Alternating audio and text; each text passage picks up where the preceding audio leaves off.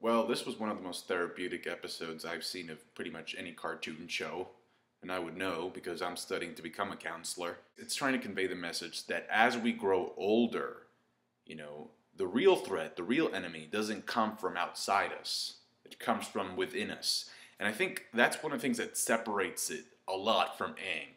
Although Aang had this too, but it was more like Zuko territory. That's what Zuko's character was mostly about. This inner conflict. We see this in every season with Korra. I have to be honest, at first I was a little bit disappointed with the episode just because I think it focused on stuff that I don't think it needed to focus on. I'll give you an example. The Opal and Bolin reunion romantic thing. I don't really care about that relationship, but that's just me. And I'm not saying it's pointless or out of place. It's not. It has value for story purposes because it sets up the rescue mission. All I'm saying is I would have rather the show focus on something else because I think it went on for a little bit too long. Another thing I thought was weird was the way that Tenzin behaved in this episode, especially during the council, because he's all, he's being the air nomad pacifist. He's like, no, we're not going to get involved. Kuvira hasn't done anything to us. And Fire Lord Izumi says the same thing. But from her, I get it. I understand. Why? Because the Fire Nation has a history of violence. And if they get involved too quickly without a proper justification, yeah, I can see the other nations going like, oh, there's the Fire Nation being a bully again. So I get that from her. But Tenzin, it's like, wait, hold on, Tenzin. Didn't Iki get captured and get placed under custody by some of Kuvira's men? Furthermore, Korra saw those robots, those droids, just chomping up the swamp, which caused the vines to go crazy, which ended up absorbing or just capturing Jinora. It also caught Napoleon Dynamite and his parents. But apparently that's just not enough reason for Tenzin to actually step the fuck up. Furthermore, thanks to Varrick and Bolin, they know that Kuvira has a super weapon, which is a weapon, but super. So by that logic, Tenzin is actually aware of the fact that Kuvira is producing and developing weapons of mass destruction, which is completely against any type of pacifist mentality. But Tenzin is just gonna let this slide, for the time being. Okay, bro. You do you. Thankfully, and I can't believe I'm saying this, the president of Republic City actually has some common sense and brings in Asami and Varrick to help him work together to try and do something about the technology that's being developed. And Lin is setting up a rescue expedition with Opal. I guess it just goes to show you that thankfully, when some people fail to act, there's always going to be other people that don't. So at first I was kind of like, this is an okay episode. But then they brought in Zaheer and that whole struggle with Korra. And then by the end I was like, okay, all is forgiven. I was just really glad that they brought back Zaheer. Because really, out of all the antagonists from Korra, I mean, granted, you can't really bring back Unalaq or Amon because they're dead. But out of all the antagonists, he was always like the most rational. I mean, yes, he did some bad things, as Korra points out in this episode.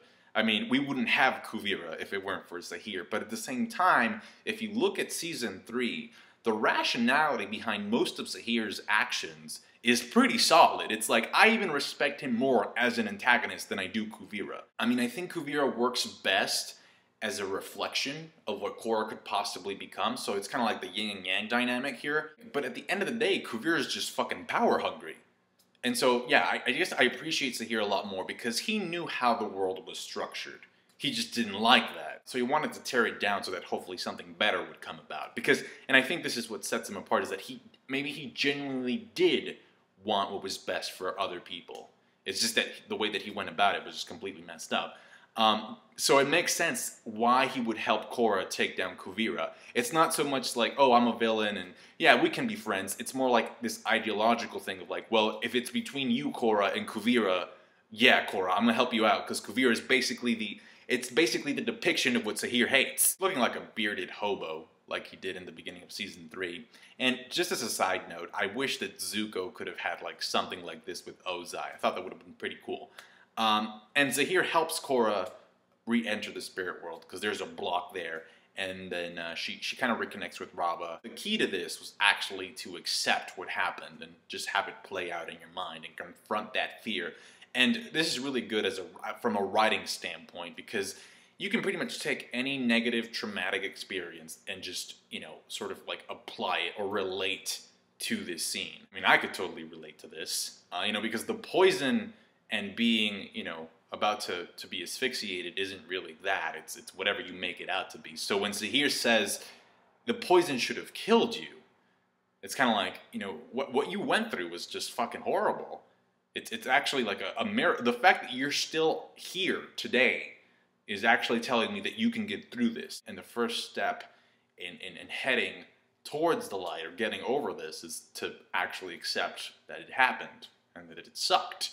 And it kind of reminded me of like the Katara and Zuko episode where like Katara hunts down the guy that killed her mom, and she says, "I will never forgive you." But then she goes on to Zuko and she hugs him. So forgiveness isn't really a requirement in this. I mean, if you wanted to go one step beyond, you can forgive, but it's not a requirement. It's about acceptance. Because if you accept it, it just has less power over you. That hurtful experience just doesn't, it just loses power. And it stops defining how you see yourself and, you know, just who you are or who you're not. So I think that lesson alone, which is taught to Korra by Zaheer, is enough to think that this episode, to me at least, it was great. But that's just my opinion. Tell me your thoughts in the comment section below. Like the review if you did, I appreciate that. And I'll catch you next week.